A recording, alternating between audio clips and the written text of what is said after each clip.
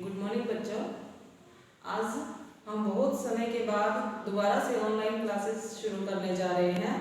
मैं वीणा वाणी परिवार से आपको कक्षा दूसरी विषय हिंदी पाठ 7 पाठ का नाम क्या है? नन्ही परी और अब्दुल्ला। इसको हम आज रीड करेंगे।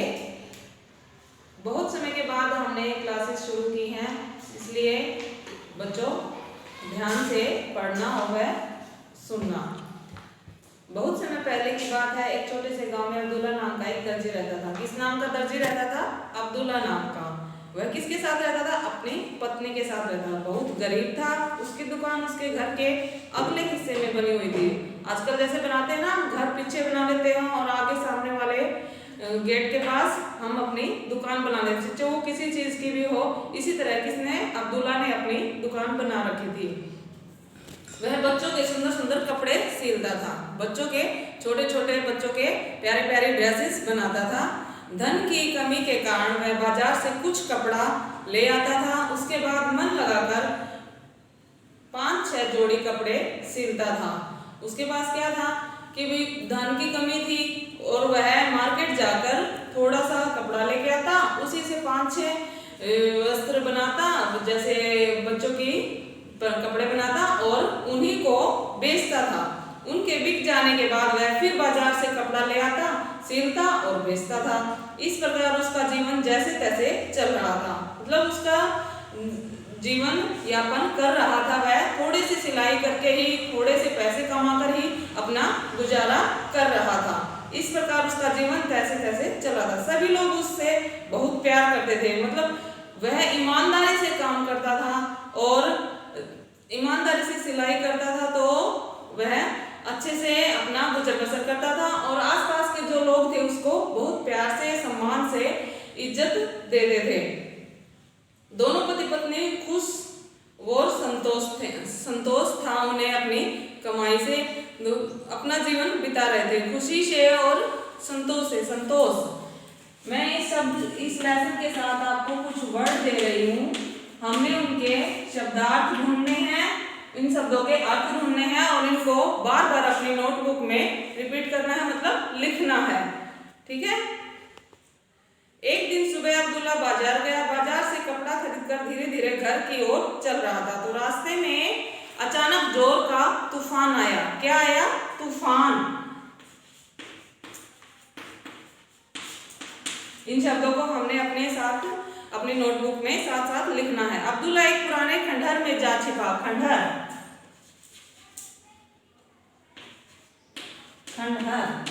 क्या होता है बच्चों? खंडहर हमारे गांव में या हमारे शहरों में, आसपास गांव में पुराने घर होते हैं जिनमें हम रहते नहीं, ये लोग वास नहीं करते, छोड़ देते हैं, उनको हम खंडहर कहते हैं। जा छिपा। इस तरह अब्दुल्ला उस खंडहर में जा छिपा। तूफान बहुत देर बाद रुका। उसे घर आते आते शाम हो गई। तूफान रुकने में बहुत टाइम लग गया और वह वहीं पे रास्ते में रुक गया और शाम हो गई। वह बाजार से लाए कपड़े को केवल काट ही सका। जो कपड़ा उसने मार्केट से, बाजार से खरीदा था, वह उन जो कपड़े बनाता था, सिलता था, उन कपड़ों को सिर्फ वह काट सका, बना नहीं सका, क्योंकि अंधेरा हो गया था। उसने खाना खाया और सो गया। अगले दिन अब्दुल्ला ने अपनी दुकान खोली तो उसे आश्चर्य हुआ।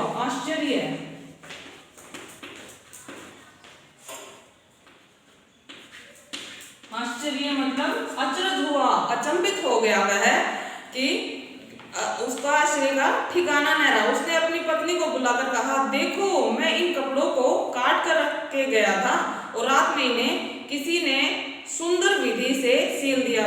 विधि मतलब तरीका। उसने देखा कि किसी ने उन कपड़ों को अच्छे तरीके से सील दिया था। कपड़े बहुत सुंदर और मजबूत सिले हुए थे। इनके मुझे अच्छे पैसे मिल जाएंगे। अरे इतने सुंदर सिले हुए कपड़े! उसकी पत्नी ने आश्चर्य से कहा। उसकी पत्नी ने बहुत ही अचंभित तरीके से कहा, वाह, बहुत ही सुंदर कपड़े सिले हुए हैं। उसकी पत्नी आश्चर्य से कहा। उस दिन उन कपड़ों को बेचने से अब्दुल्ला को बहुत अच्छा धन मिला। जो कपड़े उसने अब्दुल्ला ने काट के रखे थे, रात में अपने आप सिले हुए मिले, सुबह को उन कपड़ों का उसे बहुत अच्छा धन मिला, बहुत अच्छे पैसे मिले। अगले दिन अब्दुल्ला कुछ अधिक कपड़े ले आया। उसने उन्हें काट कर दुकान में रख दिया और अपने घर चला गया। आज उसकी पत्नी ने अच्छा खाना बनाया था। अब्दुल्ला और उसकी पत्नी ने खाना खाया और सो गए। अगले दिन अब्दुल्ला ने जैसे ही दुकान खोली तो उसने कटे हुए कपड़ों को पुनः सिला हुआ पाया। पुनः मतलब दोबारा से। एक दिन उसने काट के रखे थे कपड़े, उसके कपड़े दोबारा से उसने अगले दिन ऐसे ही रख दिए काट के, तो उसने दोबारा से वैसे ही सिले हुए पाए। ये कपड़े पहले से भी अधिक सुंदर व मजबूत सिले हुए मिले। फिर से अब्दुल्ला की खुशी का ठिकाना रहा। अब्दुल्ला बहुत ही खुश हो गया क्योंकि एक दिन सिले हुए मिले। उसने दूसरे दिन फिर कपड़ा रखा काट के, फिर से सिले हुए मिले। उसने फिर अपनी पत्नी को भी वे कपड़े दिखाए और कहा, अब हमें संकट का सामना नहीं करना पड़ेगा। उसने कहा अपनी पत्नी से कि अब हमारा दुख और संकट दूर हो जाएगा। पिछले दिनों हम गरीबी से जीवन व्यतीत कर रहे थे। व्यतीत मतलब हम अपने जीवन को बिता रहे थे। बिताना, व्यतीत क्या होता है? बिताना। व्यतीत पिछले कुछ दिनों से हम गरीबी के जीवन व्यतीत कर रहे थे। अब हम निश्चित ही अच्छा खाना प्राप्त कर सकेंगे। निश्चित ही मतलब आवश्यक जितना भी हमें जरूरत होगी, जितने भी हमें अच्छा खाना हमारे मन में होगा वो हम खाना खरीद सकते हैं और अपना पेट भर सकते हैं। कुछ दिनों से अब्दुल्ला के गांव में एक दूसरे देश की राजकुमारी आई हुई थी।